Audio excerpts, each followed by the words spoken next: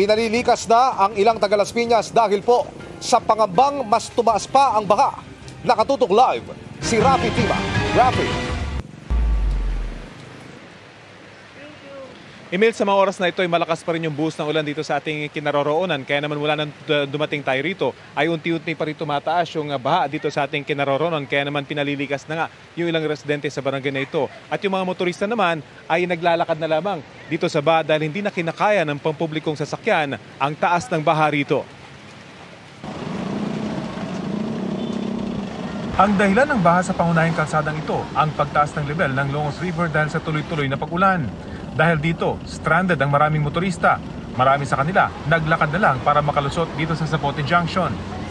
May mga nakamotor na nanghas lumusong, pero kahit nakapatay na ang makina, hindi na ito umandar. Hindi nyo alam na malalim? Hindi, sinabihan ako doon, malalim mo kuya. Tinuloy mo pa? Pinatay ko na lang, tinula ko na lang, malalim pala.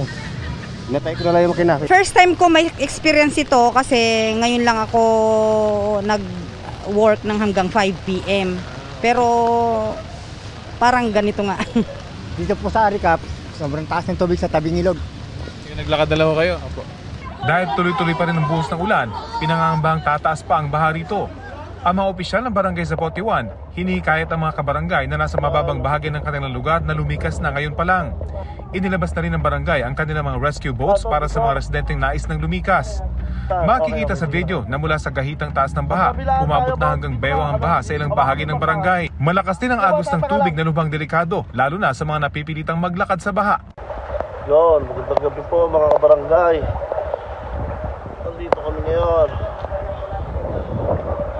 Ito ang tubig. Taas na. Ito, may dala po kami bangka.